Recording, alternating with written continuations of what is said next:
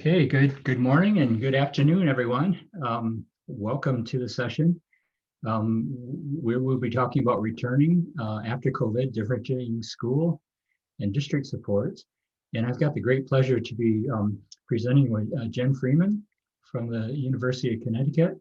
My name is Steve Goodman, and I'm with the PBI Center as well as Jen, and also with the Michigan's MTSS Center. So we are so excited to be here.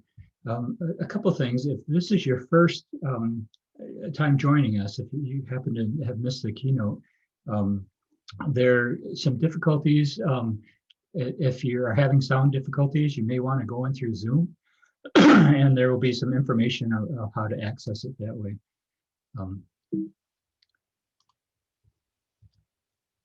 There's just to review some virtual forum expectations. Just to make this successful and comfortable for everyone, we want you to be considerate by being responsible, being respectful, being safe. And for each of these overall events, or using the chat or using the polls for question and answers. So you can see the expectations listed here. We also want to mention that please use the chat for engaging with other participants around the session topic.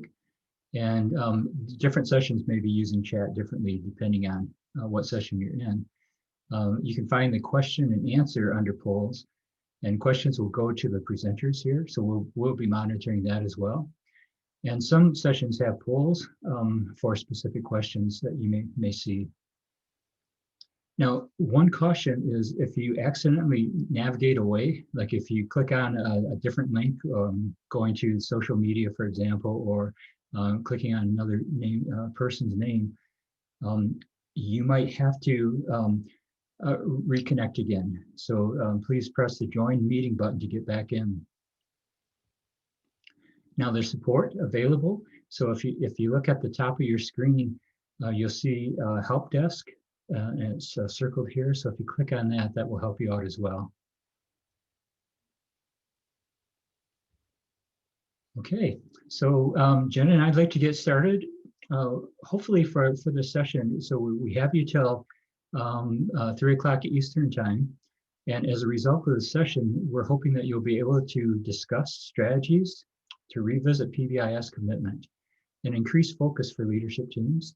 We also hope that you'll promote capacity development for staff who may be in new roles given our current situation, and that you'll use data to inform the actions with the purpose of moving PBIS forward during our current normal that we are seeing ourselves in. So I have the charge of setting the stage and opening this up, and then I'll be talking about some systems issues, and then ways to address the work through systems. And then Jen is going to be talking about practices and the use of data to further this work. So here's what we'd like you to consider. We're certainly in interesting, challenging times that we find ourselves. And so if you consider where you're at for PBIS implementation, consider getting started under our previous normal conditions. Now consider getting started and keep it going under current conditions. And then finally, think about if you already have been considering that this is something to do, how do you get started?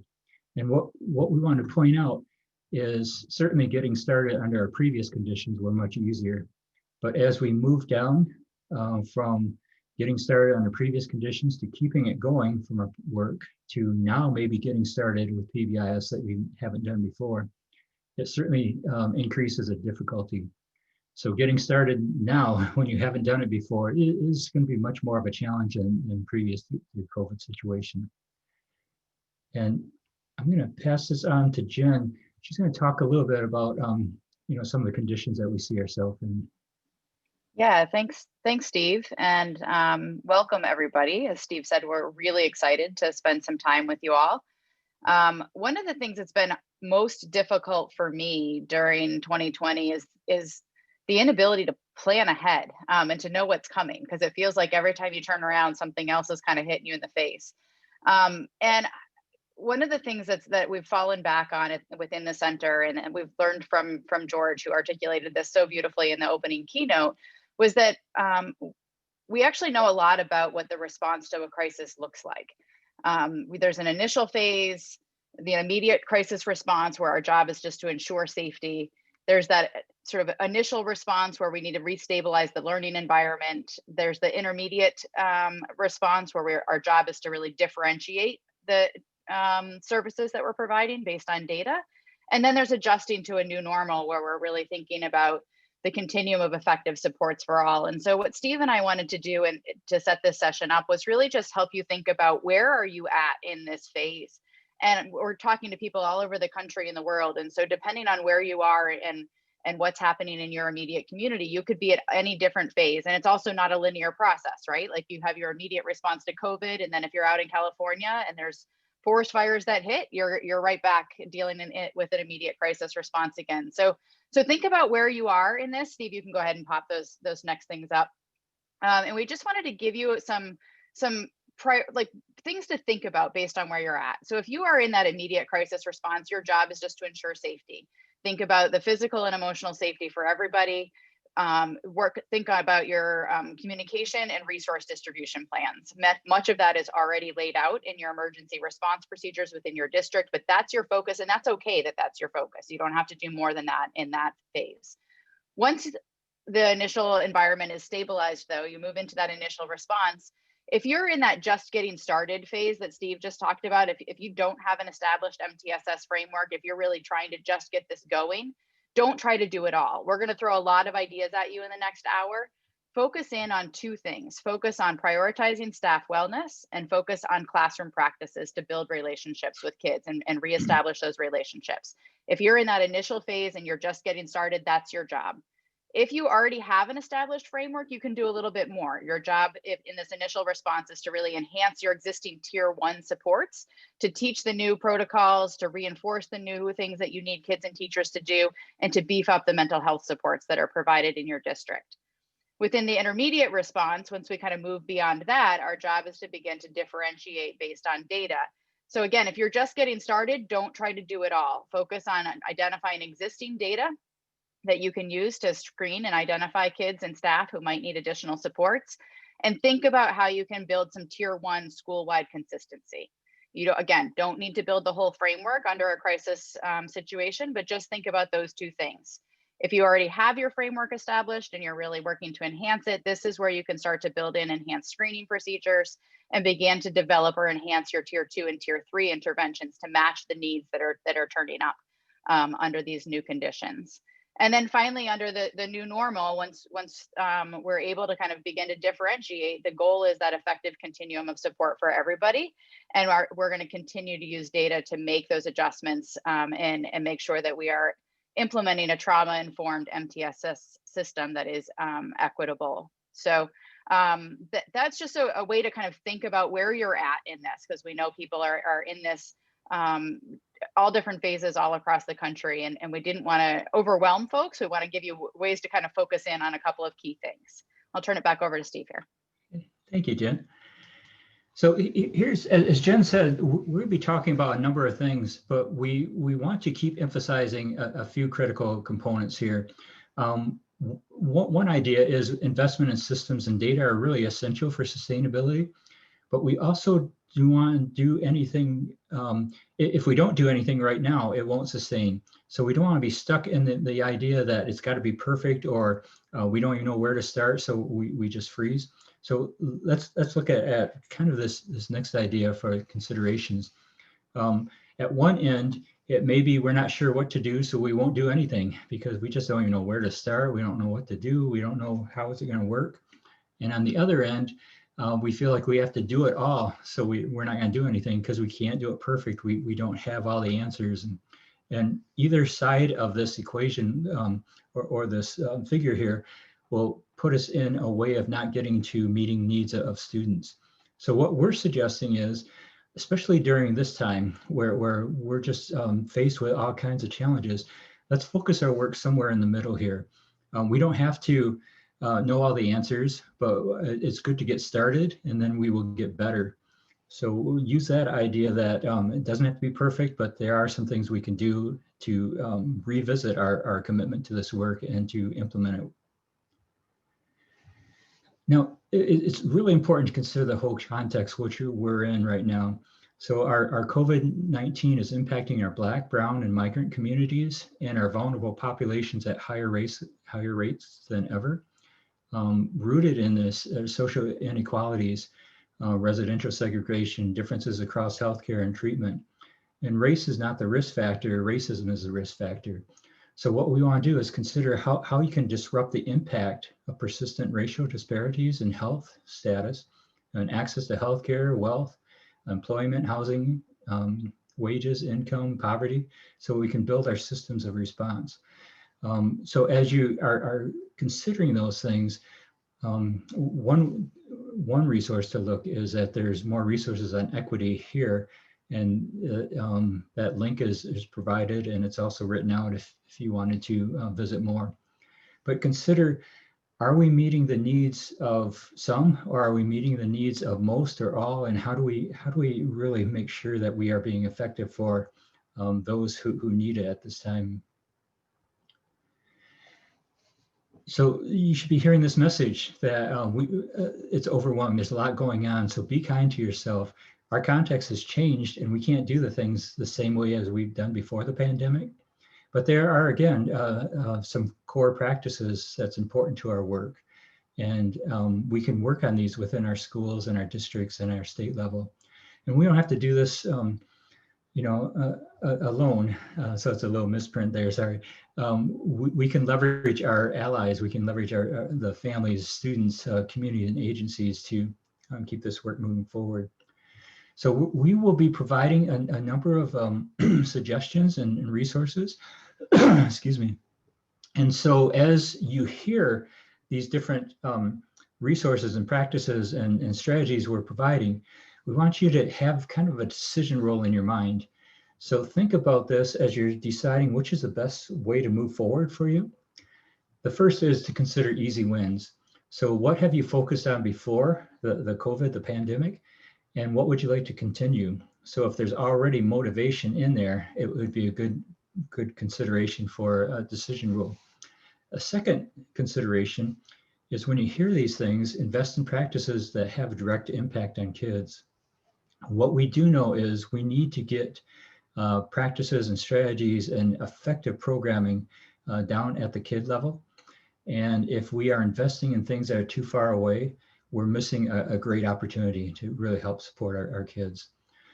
Finally, a final decision rule is consider the current interest of practitioners and policymakers. There may be your policymakers, or maybe it's your return to school plan that is focusing on engagement or mental health and well-being. And this is an opportunity to really continue that work. So we wanted to point out, now there's going to be a session led by Brandy Simonson following our session, and she's going to be talking about the returning to school during and after crisis. And there's a special section of the pbis.org website that you can find all types of resources, downloadable guides. There's videos in there. There's examples from other states are being uploaded. And the specific information that centers around that part of the website is this returning to school during and after crisis. And it's a document that was created with the PBIS Center, but also the state implementation and scale up of evidence-based practices, the integrated MTSS network, research network, the Lead for Literacy, and also the National Center for Improving Literacy. So a group got together to create this document with wonderful resources in it. So let's talk about some ideas again as I'm setting the stage. What we do know is our most vulnerable students are especially impacted during the disruptions and stressors associated with our current normal. Now, what we are suggesting is that concept can also be extended to our vulnerable education systems like schools or districts. So we know that at this time, PBIS implementation efforts are fragile. So what we want to do is to continue this work because of quality PBIS. We really promote effective, equitable environments that are addressing the needs of students. As we move forward, we want to, keep thinking. I live on the shores of Lake Michigan, and we build sandcastles that the waves wash away. And we hate to have all that investment wash away as we put the work into improving outcomes for students. So when you think about it, here's if you're familiar, kind of like Jen was talking about stages of implementation or phases. We start out by, should we implement PBIS? Then we focus on working to do it right. And then as we implement for a while, we work to get it better. But in our case, pandemic hits and it changes our capacity, our priorities, our resources, which suppresses and also pushing us back to where we were before, which is kind of like the analogy of the waves hitting our sandcastle. We have to rebuild. So think about district considerations as you're rebuilding. As schools are facing these greater challenges, disruptions, and certainly, what we are suggesting is there's a greater need to provide more structure and support and communication at the district level to help support educators within schools. So a couple recommendations as we move forward. Strengthen what you built upon in your PBIS investment. If you have done this if you have implemented initial implementation or you're moving along pretty well, keep strengthening, build upon your investments. Don't lose what you have worked on. What you may have to do is reestablish commitment for the work, which is really to communicate why is this important right now, given everything else going on. You need to prioritize leadership team for planning and doing the work and evaluating and adjusting your plan to move forward. And leverage and reallocate existing resources to support PBIS implementation. And also to make sure that you use data to inform your actions. So getting back to thinking about getting the leadership team, getting the commitment, getting the district to communicate the importance, we always fall back to say, what do we mean by this work? Well, we want to create frameworks for enhancing the adoption and implementation of a continuum of evidence-based practices to achieve both academic and behaviorally important outcomes for all students. So if we use that definition, we can help communicate why this is important. It's a framework that we can put evidence-based practices in. But if you look, it's not just for social emotional behavior, it's also to improve learning environments so we can be effective in our teaching and for all students, not just students with disabilities.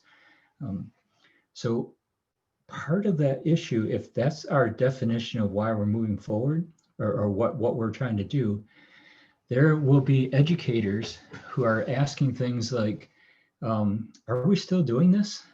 Didn't we do this before? Or can we do this now given our cutbacks in resources, our changes in funding, our priorities, what we have to do?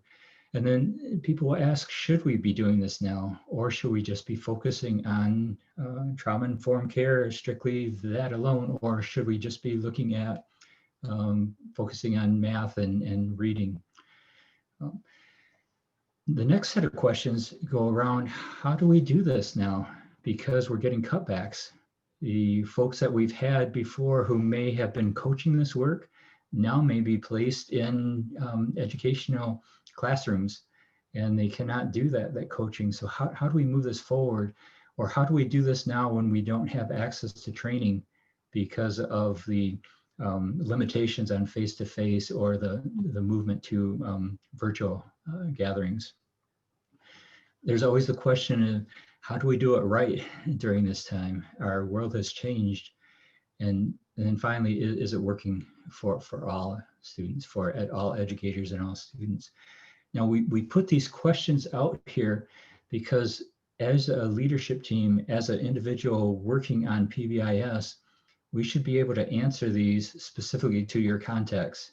And there's no right answer, right? Because it depends on your setting, on the priorities of your district, of your state, and also your past experience and resources you have. Now, to help answer some of these questions, on the PBIS Center website that we referred to, there is a planning document here. And in that planning document, what it will actually do is walk you through some 4 main questions to help answer those things that we just talked about. For example, how do we confirm, reestablish commitment to the PBIS implementation?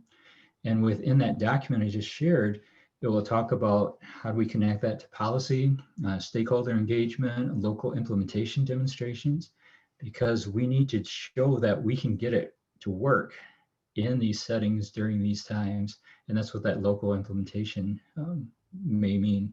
And local implementation may mean at a classroom level or a grade level or a school, or for states, it could be districts helping to make it happen. Second, we ensure capacity and resource allocation by looking, we have to lead this with a team, and that leadership team helps to connect with funding and alignment across other initiatives, helps to develop the workforce capacity. In our state, there's a teacher shortage, and I don't think that's different from others. So how do we make sure we've got the capacity to pull it off? We need to have supporting structures for evaluation, for using information to act. And finally, once we have people, we want to make sure that they are trained and coached to implement well.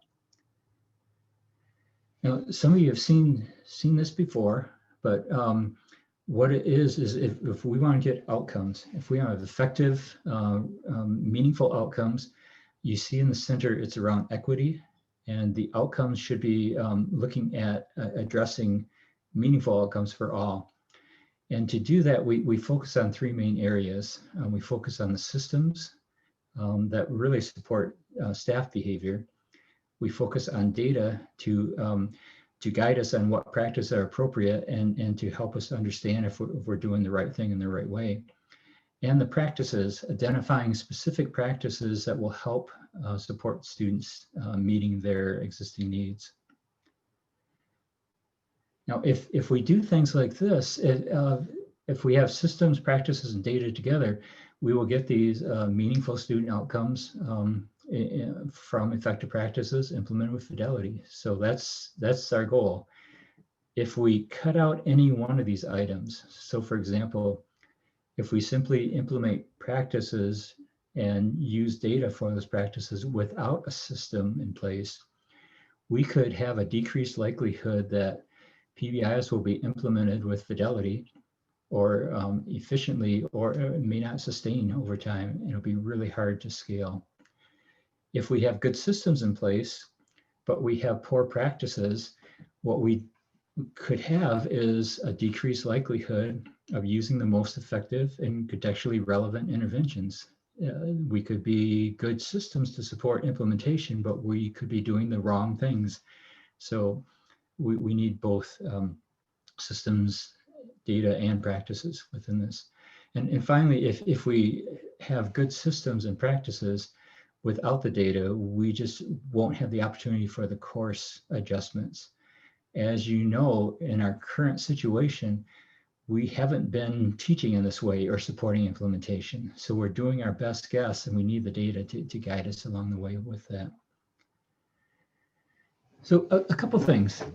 Shortcuts are okay right now.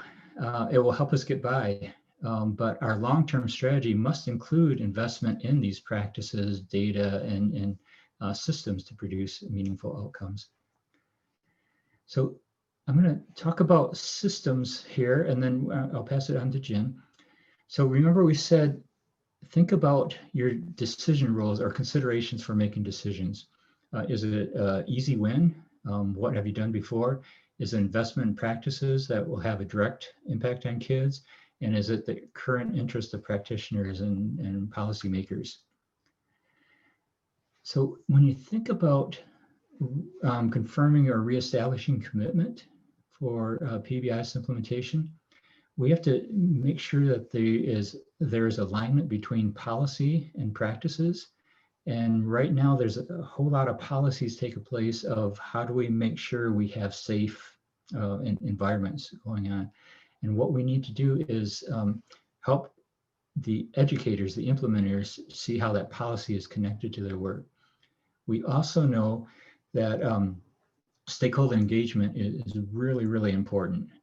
So we will need to connect with that to make sure that there's voice being heard in not only the educators, but the families, the students themselves, the community members. And we talked a little bit about the demonstration. So consideration for systems, do you have a leadership team? Do you have funding that you maybe need to reallocate from other areas, or consider how you can expedite use to put it together? And then also we talked about that capacity of the workforce. Do we have people to do that work? Now, when we talk about the competency development, so that is helping me to understand what the practices are, helping me to understand how to do it well, and if I'm doing it correctly. So we do that certainly through training and through coaching. And why we bring this up is, again, there may be reallocation of educators who have been in different roles. Now they're put back in the classroom. There may be new educators because doing this work because others have retired either through concerns around COVID or just other reasons they left the field. Or it may be that brand new educators coming in have not had their full experiences. They may have not had a full year teaching, student teaching or previous training. So we have to look at how do we get people up to speed for this work. And certainly that's through training and coaching. Training, again, we recommend that is for establishing the new skills. Coaching helps to prompt and contextualize and transfer from those skills taught in training into the actual settings. So what we do is we want to make sure that we're matching the supports from the system, match it down to the needs of the individuals. So consider this: if you have educator skill set and supportive systems, if the skill sets are not in place or just emerging, and you have an elevated level of disruptiveness, there's going to be a whole lot of high level intensity of supports needed. If you have educators who are used to the content, they are established right in that situation, and they have a very stable environment, there's not going to be that much of the intensity of support. And why we bring this up is because you don't have the resources to support everyone. We need to focus carefully on what we have and how do we allocate those to get supports people need. So just consideration, is this a skill set needed? And is how stable is the environment? One final consideration throughout all this is when we look at things like leadership and management, professional development, effective organizations, if we apply those considerations that leadership teams would help guide the work, we know that we have to differentiate that support. Some are going to need a whole lot more right now. Educators are going to need a whole lot more support. Others will say we're doing fine, but that differentiation is going to be different at the individual educator level or the school level as a group or districts as well. So I'm going to pass it on to Jen. I'm going to stop sharing my screen. Steve, I will pop mine up here.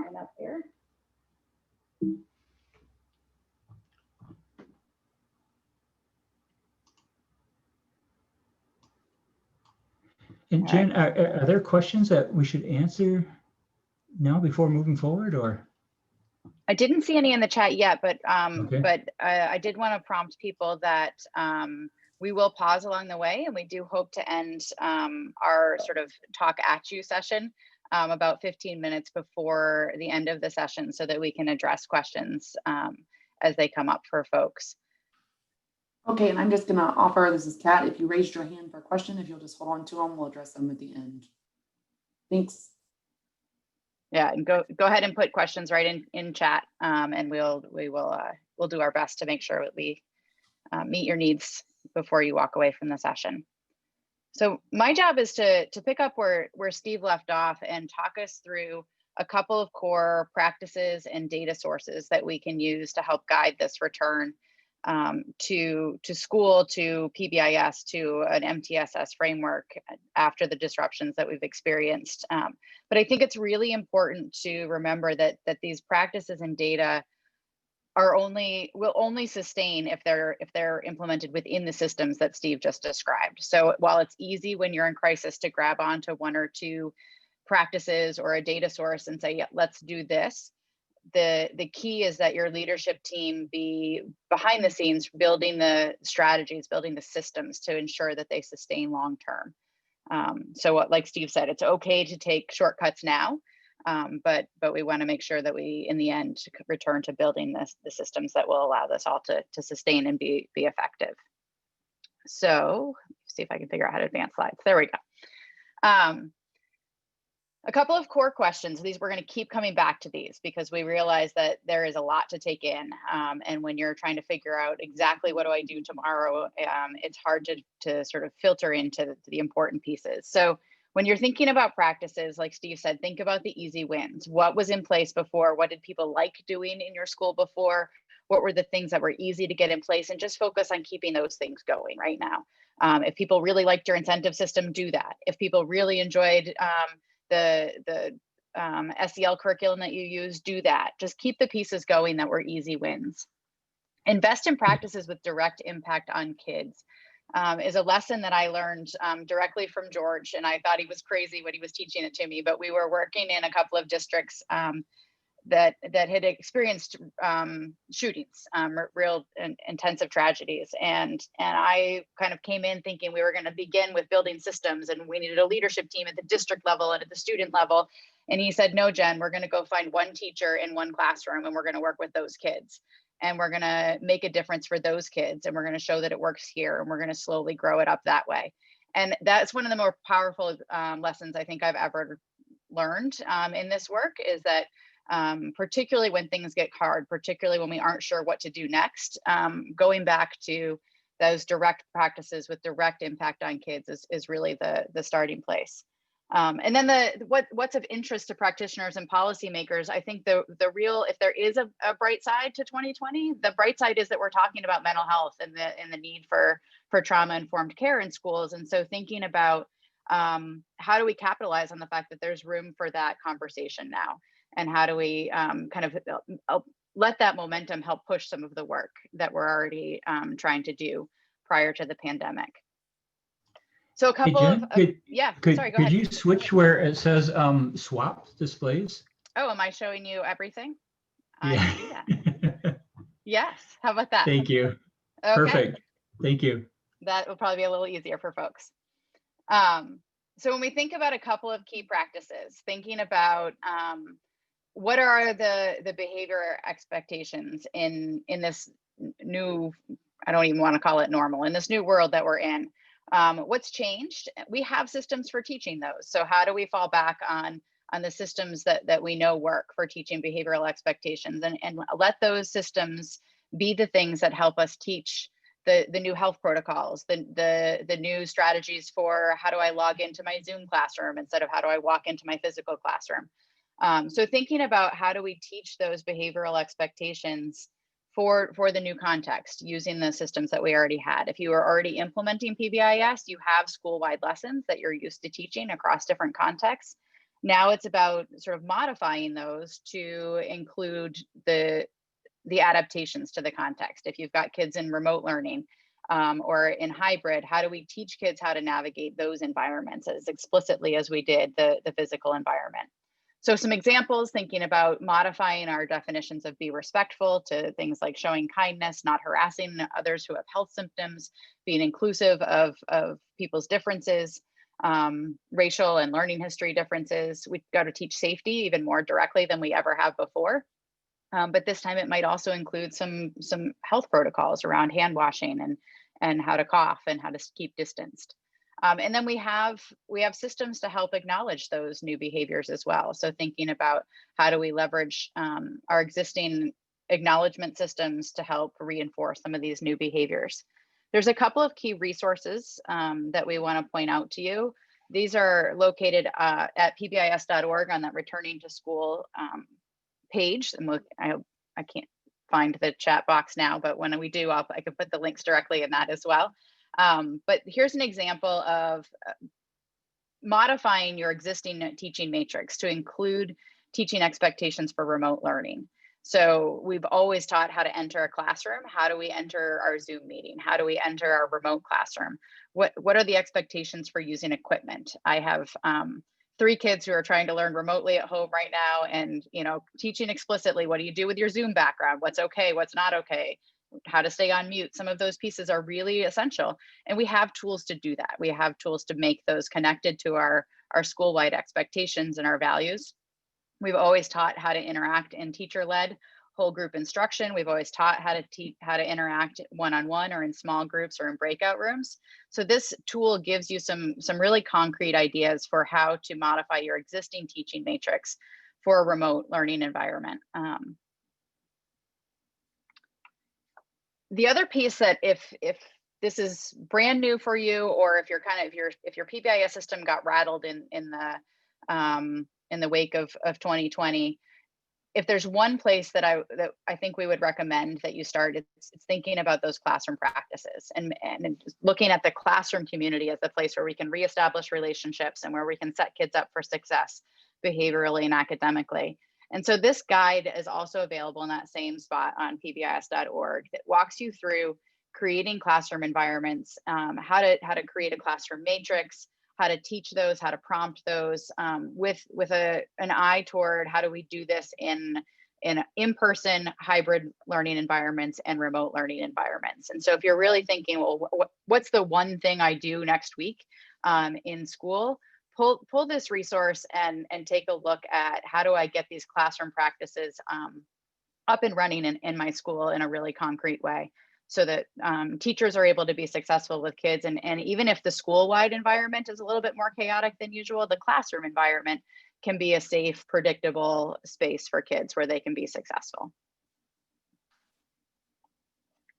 We know we have to directly teach behavioral expectations. We know that just saying it once is not enough. We need our teachers and every adult that interacts with kids to be directly teaching and modeling these expectations.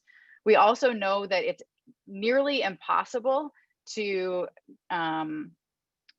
stop doing something unless we're giving something instead. I don't know about you, but I never realized how often I touched my face before 2020. And I started hearing in March, don't touch your face, don't touch your face. And all I could do was touch my face. So thinking about what do we do instead? What can we give kids to do instead? If we don't want them to be all grouped up, how can we give them jobs in different corners of the classroom? If we want them to interact in a certain way in their Zoom classrooms, what's the actual behavior we want them to do instead of the inappropriate behavior that we don't want them to do? And it's just, we've got to remember that it's hard to change those patterns. And so we need to give kids and teachers time and support to make those shifts. But one of the most powerful things we can do is really thinking about how do we, what is it we want people to do instead? So rather than saying, don't touch your face, say, type your question in chat and we'll try to address it there. So that you give somebody something to do instead. And then, once we've directly taught and modeled these expectations, the things we want kids to do instead, we know that feedback and acknowledgement are essential for learning. And more so when you're in a place of stress or recovering from trauma than ever before. We need those messages really loud and clear. Yes, that's exactly what you need to be doing now. Yes, that's exactly it. Thank you for contributing to our classroom community. Yes, thank you for being here. Acknowledging when kids even bother to show up. Because it's even harder now to even get access to the school environment. And so the feedback and acknowledgement is is more important than ever before. As always, it needs to be specific to the thing that we want to see more of. We know that when kids and adults are stressed, we don't always hear the acknowledgement in the way that it was intended. We don't always attribute it to the thing that it was intended for. So we need to be that much more specific when the environment is stressful. We need to be really clear with students. Yes, thank you for keeping your mic on mute. Thank you for typing your question in chat. Thank you for raising your little blue Zoom hand, or raising your hand in class, or keeping your distance, so that the specific messages are what push learning. And so we need to be really clear about those pieces. And as always, we need to think about being sure that our acknowledgement is age appropriate and context appropriate. In some ways, remote learning environments offer some unique opportunities to provide written feedback to kids privately in chat that was harder to do in the classroom environment. So it can make some types of acknowledgement more difficult, but it can make some types easier. But making sure that we're asking kids about their preferences. How do you want to hear from me as your teacher? What is it that you need to know whether you're meeting the expectation? So thinking about, those are the same things we've always done. We just need to do them better and more efficiently in a chaotic or stressful environment to make sure that they're effective. There are some great resources available for you that Steve's team in Michigan developed over the course of this summer that are available at their Michigan MTSS page.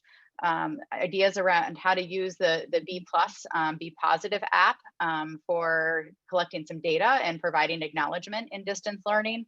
Some ideas about how to use and how to establish social connections in remote environments, and how to reestablish some of those social connections in remote environments using things like positive feedback and direct instruction. So if you're looking for some really concrete examples, I would send you directly to Steve's team in Michigan, because they do amazing work, and there's some great resources for you there.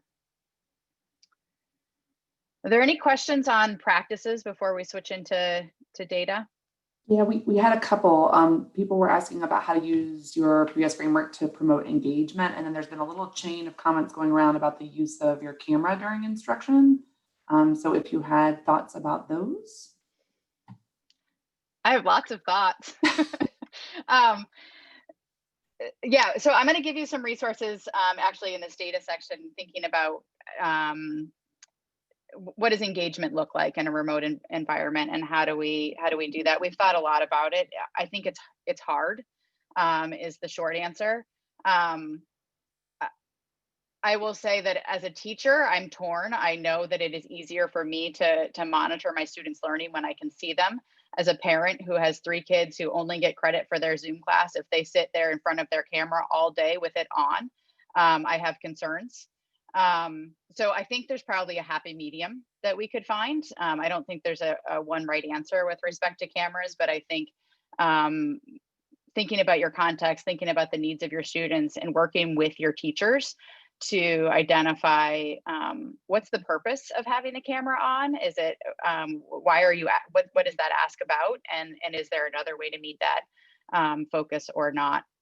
I think there are times where it may be okay to say, please turn it on. We're having a hard conversation. I want to be able to see you. And then certainly are times where, I think it's hard on kids to have it on all day long as well. I don't know, Steve, do you have other reactions to those questions, or? Yeah, if I can go back with the engagement question. So it was like, how do we leverage a PBIS system to engagement and motivation? As Jen was kind of talking about earlier, that we need to look at this as a whole picture.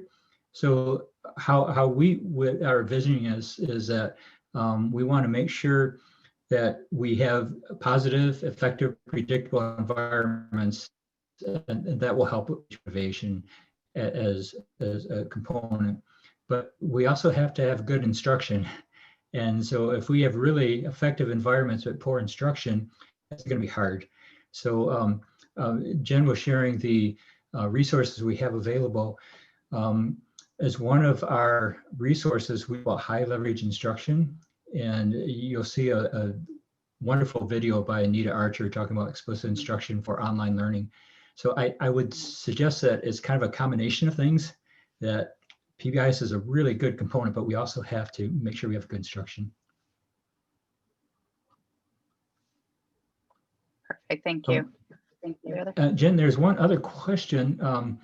How can PBI, and this is from Kim McManus, how can PBIS help elementary students with stamina, considering the amount of time they are on the screen? And the classroom practices are helpful, of course, but that little brain gets exhausted. So now what?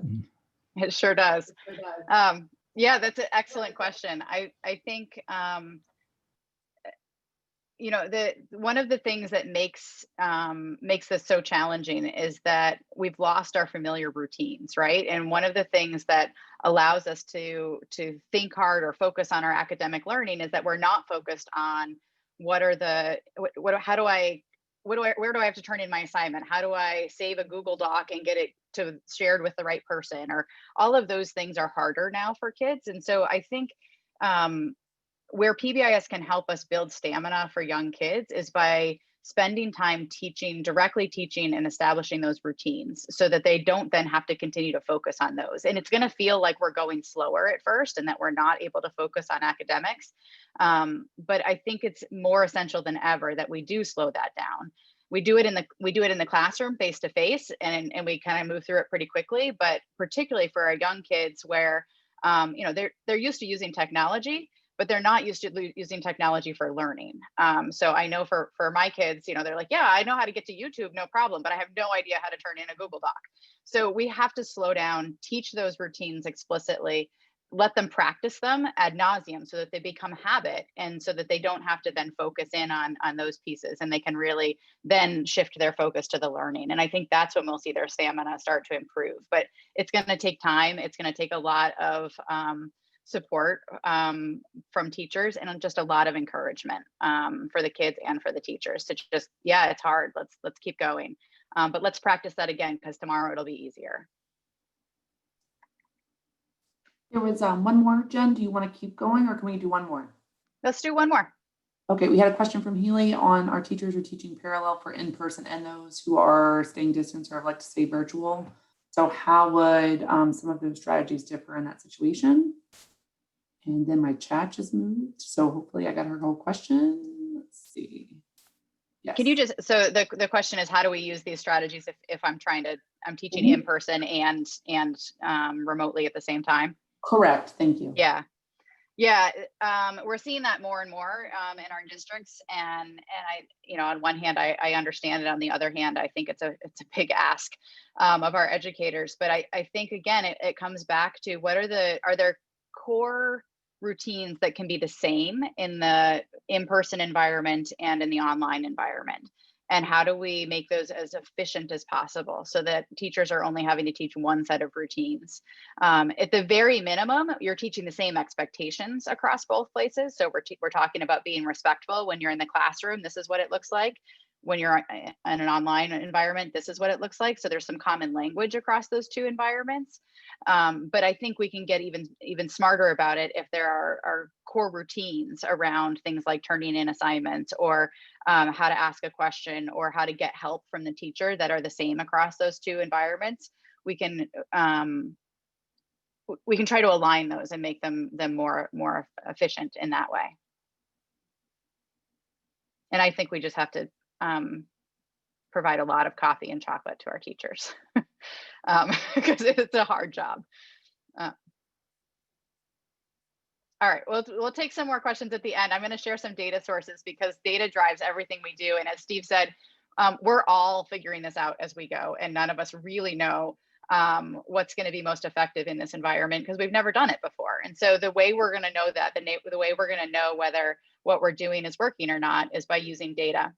But of course, the pandemic has made everything more difficult, and it's sometimes harder to collect that data. So I want to give you a couple of examples of what data to focus in on, and some resources around how to collect that. But just like with the other components we've talked about, when we're thinking about using data, look for those easy wins.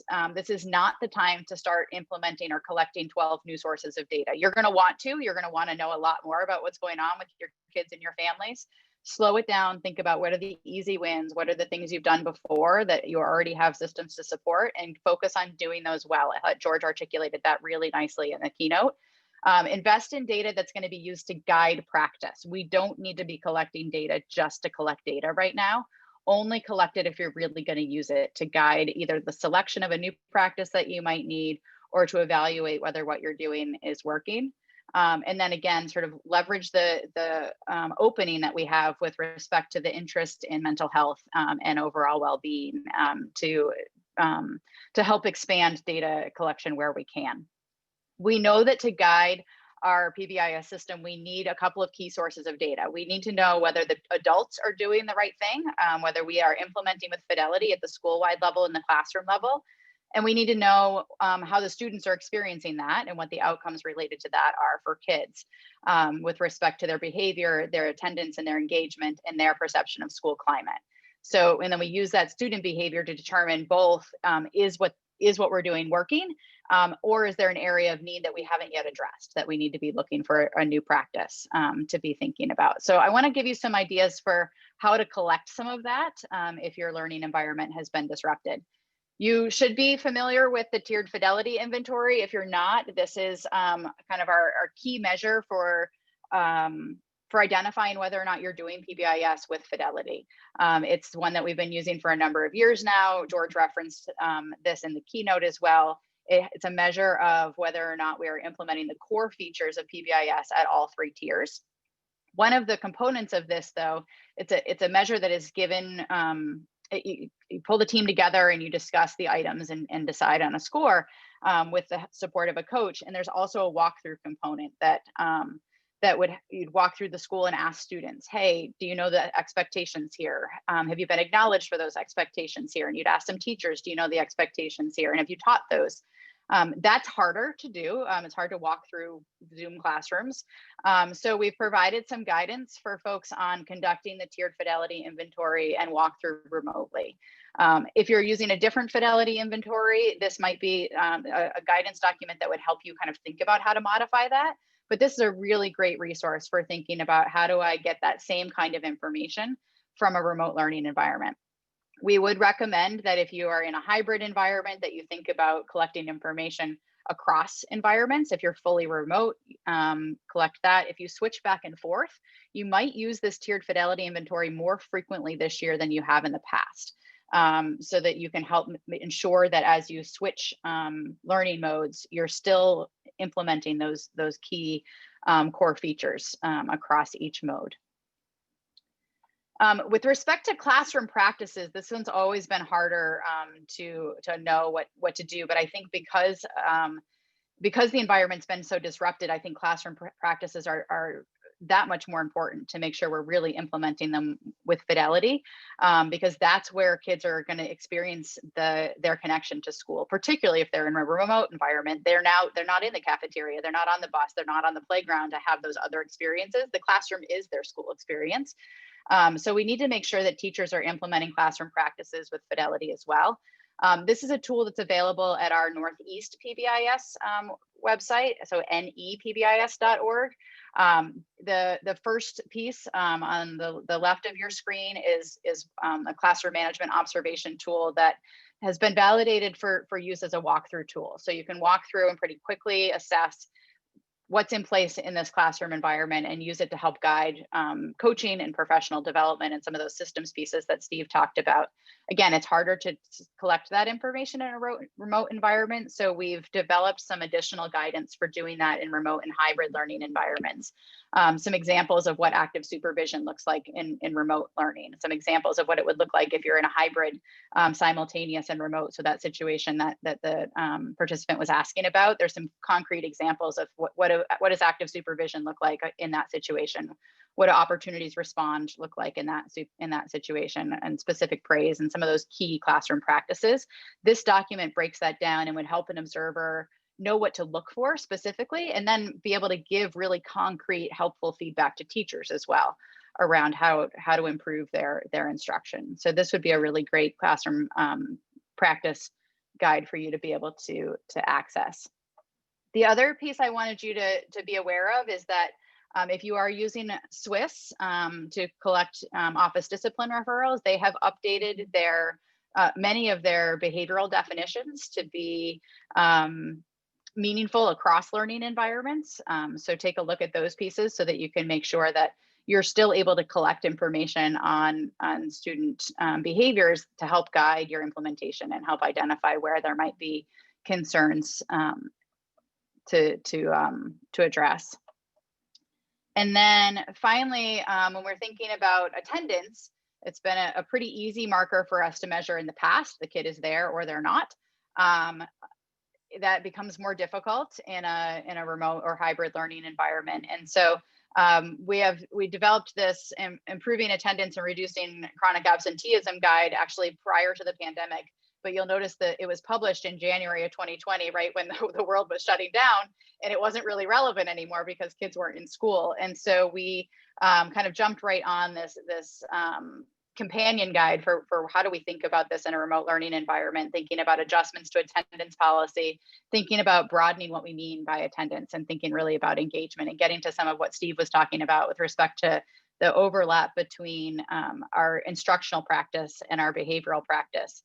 How do we measure and use that data in a way that's meaningful in a remote and hybrid learning environment? So there's a couple of key things to take away there. There's some key examples around sort of how you might collect that data and some ways to break it down. But I think particularly in a remote learning environment, we're thinking about when are kids engaging and when are they not? Thinking about times of day, thinking about asynchronous versus synchronous learning, thinking about with particular teachers, are kids engaging with their homeroom teacher, but not with their specials teachers? So we got to break down the data in a different way to really understand where kids are engaging and where they're not, so that we can beef up our practices more successfully. So really thinking about how to use those pieces. And then finally, I think one of our most important indicators this year is going to be kids' perception of school climate. We have to be asking them what they're experiencing. We have to be asking them what's working for them and what's not, and so that we can adjust. And one of the ways we've done that in the past is with school climate surveys. Those are all still available to you. We wanted to highlight a couple of things that are our recommendations for this year. First of all, we would recommend that you delay your initial school climate survey administration until your fall routines are in place. So for many schools, at least on the East Coast, at the start of our school was delayed by several weeks. Our kids are really only a month into the school year right now, and they've been switched back and forth between remote and hybrid twice. So there are no established routines yet. So we're recommending that whenever that sort of settling in period is over, that's when you ask kids how they're doing. How did this go? Consider administering at least twice this year. And then one of the suggestions we're making is that we use an extended survey. So on PBIS apps in the past has been a brief version of the Georgia School Climate Survey that had, I don't remember, maybe 12 items for elementary and 8 or 9 for secondary.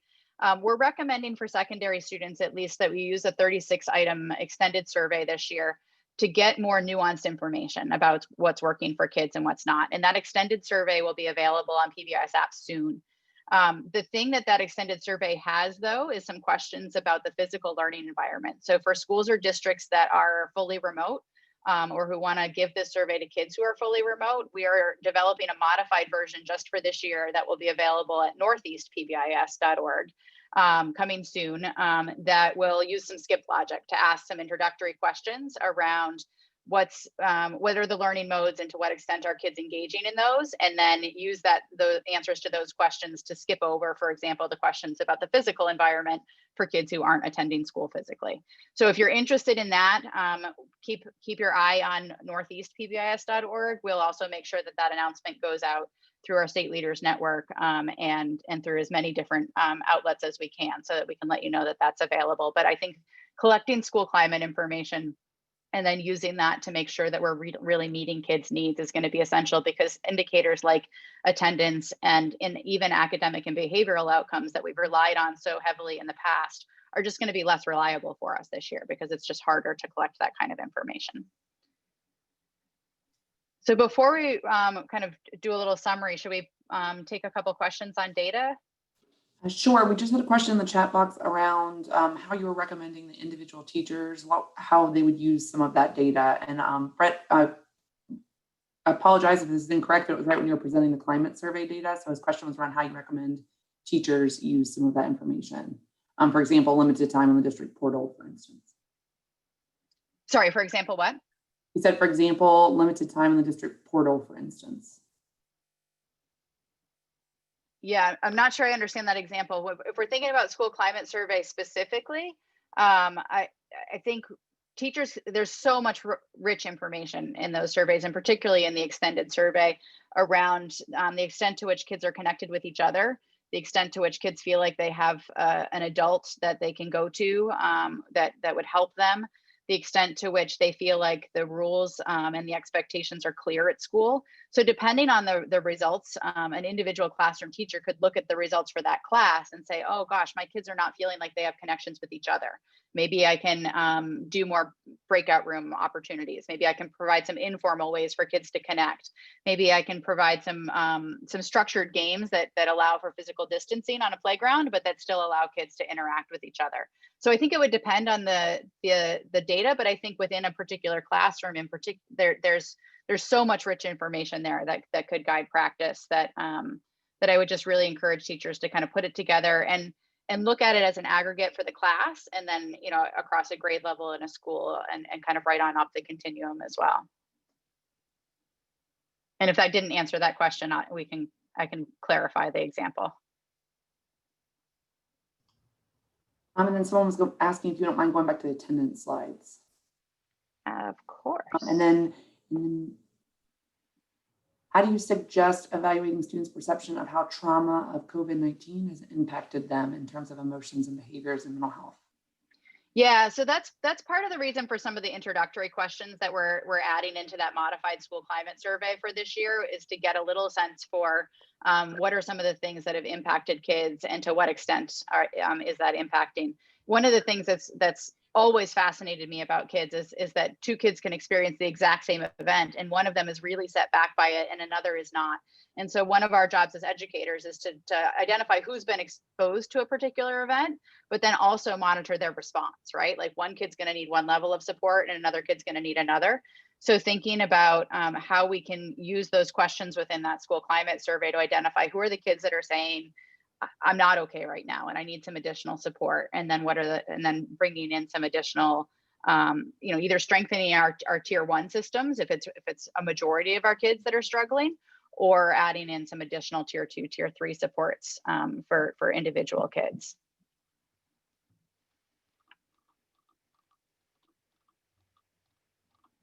Okay, and Amy, we did move back to the attendance slide. Did you have a follow-up question you wanted to chat in about that, or just wanted to see the attendance slide again?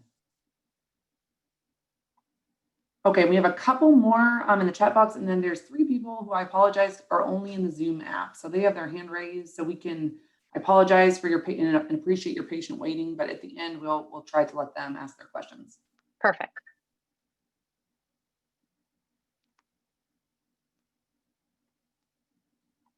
Let's see if I can switch back here.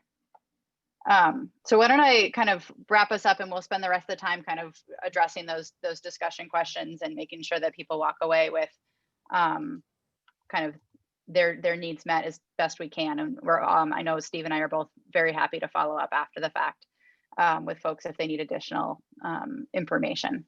So one key piece that we wanted you to walk away from today with is the idea that you don't have to do it all. And particularly when the world is chaotic as it is, we want to zero in on a couple of things. So you've heard lots of systems ideas, lots of practice ideas, lots of data ideas.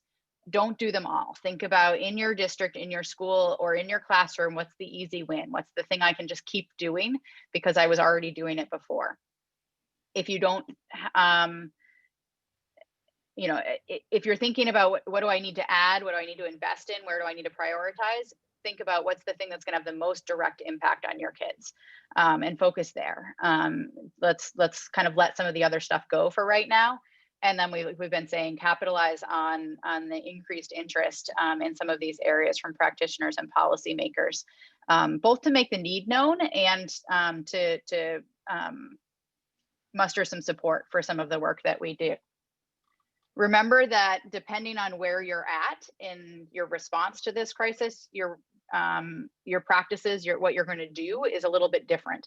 And it's okay to move back and forth between these. And so it really truly is okay if all you can do at the very beginning is just be sure people are safe. That's really important. That's really okay. Just stay there until you can keep people safe.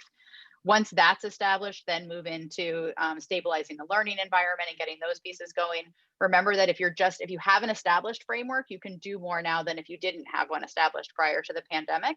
And so if you're just getting started, think about what are the really simple things I can get in place and not worry about kind of getting it all in place quite yet.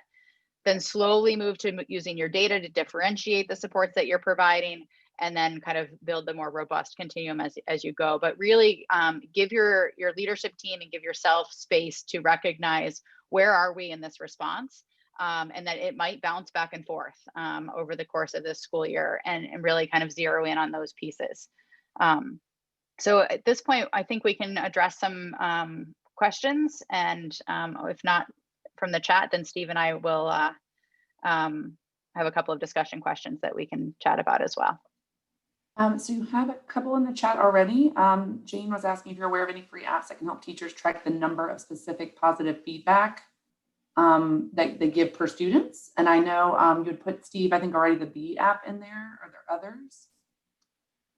That would be the one I would recommend, that B+ app that does directly allow teachers to track the positives. I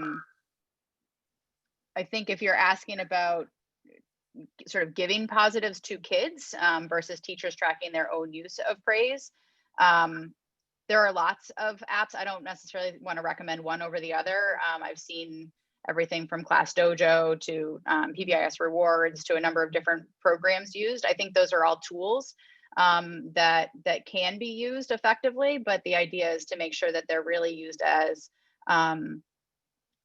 reminders for the adults to deliver really effective, strong feedback for kids and to build relationship through positive engagement. I don't think there's necessarily one that kind of stands out in my mind as better than others. Great. And David had said, he's interested to know if other regions are experiencing the greatest attendance challenges with ELLs. That might be a question more for the audience, but that was his question. If others are experiencing that with the ELL population, and what strategies have seen some improvements. So David, I'm guessing that might be for the audience, or from your experience, I guess, Steve and Jen, if you're seeing other regions struggle with attendance challenges with that particular population. I would say we're seeing it in the Boston area for sure. I'm not sure I have seen great examples of how to address it, other than to recognize at least so far that it's been a challenge. I would say if you're in an area and if you're in a school district where you've done something that's working well, please share that in the chat. I think this is a time when we need to crowdsource because none of us really has been through this before. So please share.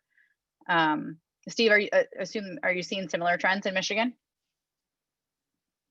Yeah, and it's complicated by just some of the unknowns and fears that our families have for English language learners. So, but exactly what you say is what we're seeing. Yeah, I think Steve's right. It's a complicated policy situation, and I think some of the broader context around fear in our communities in general needs to be addressed in order to do that really well. I guess I would fall back on kind of what we know works in terms of building engagement in general, and we would need to intensify it even further for that population, but with a really sensitive lens to like, let's not go knocking on kids' doors if we're going to scare them, but let's find other ways to reach out and let them know that we're here and that we support them. Okay, and we have a couple in the Zoom room that wanted to ask a question. So I'm gonna try, Bess Wood, you're one that's headed up for a while, so I was gonna try allowing them to speak, if that's okay. Go ahead, Beth. It may not work. So if not, let's try that. Okay, we're going to come back. We had one more in the chat box. I apologize again, those of you who only joined by Zoom. That's definitely a hole we're going to have to explore on how to encourage. Are we able to change the chat feature to allow them to chat directly with us to submit a question? I tried that. It was not Okay. working earlier. I will try that again, at least for the try. If not, I will say I've written down all your names because I know we can find the participants, and I will be willing to give those to Jen and Steve if that's okay in the meantime. But I haven't been successful with opening it up yet. Yeah, happy to follow up. Yeah, Chastity had a question about looking at the survey that you discussed, the extended survey, I believe. How would you help suggest, or how would you suggest navigating questions that may make teachers feel like they aren't doing something for students when they're doing such great work? So I guess the review of that survey data with teachers that may take it as they're not doing something they need to be doing for students. Yeah, I mean, that's a great question. It's a challenge anytime we're looking at data, right? Like, why are our kids acting up in the hallway? And it can always be presented in a way that makes teachers feel like they're not doing enough. And I would say, I don't know a single teacher on this planet that's not doing way more than enough right now. So I think it's important to put this data in context for teachers and to help them understand the questions aren't targeted at specific teachers. It's really more general than that. So the questions are things like, I have an adult at school who I can talk to. If we have a high number of kids that are saying, I don't have an adult that I can talk to, that's not an indication that any one teacher has failed, but there might be a systems response to that we could think about in terms of assigning each kid a staff member who's going to reach out to them, over chat or over email once a week just to check in. So that there might be a systems response. I think if we review that data within our leadership team structure that Steve was talking about, we then take the sort of blame game out of it and can come up with really strategic systems responses to some of the needs that are uncovered in that situation. Great. And it seems like, thanks to all of you who are chatting in the chat box, most people have been able to use the chat feature. So we've gotten to most of their questions. So those of you who are just in Zoom, if there is a couple of you, I apologize, but I will pass your names on in the meantime. Excellent. So Steve, sorry. Yeah, just to check, I'm wondering if I might have missed it, but there was a question around, I'm just backing up here, looking at how to suggest evaluating students' perception of the trauma of COVID has impacted them in emotions and behavior and mental health. Did you address that already, or? I tried. Okay. Maybe you should try it and do a better job. I just indicated that we are adding some of the introductory questions to the school climate survey to try to get a sense for some of those things, so that you should be able to drill down within that survey and take a look at the percent of time kids have engaged in learning opportunities, or this percent, or to the extent to which they're indicating that they're interacting with peers inside or outside of school environments, that might help us understand the response that kids are having to some of the trauma that's happened in the community. So my hope is that those introductory questions and a school's ability to just kind of drill into those a little bit would help us be able to answer some of that. But again, that we're gonna lean on everybody that's on this call to help us answer those questions kind of as we go this fall. And I see another one saying, can the B+ Be Positive app connect with Swiss?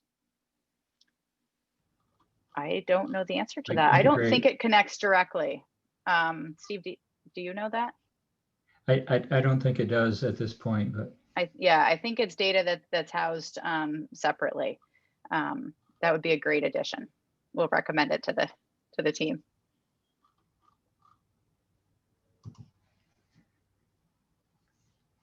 and Kat, I don't see other questions unless I'm missing something. Nope. We've cut them all. So I think you've done great. Great. Well, before we get cut off time-wise here, I think Steve and I just want to say thank you to everybody who has taken the time to log in and spend time with us today and at this forum in general. We are really bummed to not be able to be in person with everybody in Chicago, but we're really excited to still be able to connect. And we will definitely be using data to guide future endeavors of this sort, or just future forums. So please complete session evaluations. And I know Steve and I are both happy to follow up over email if there's additional questions. Thank you all.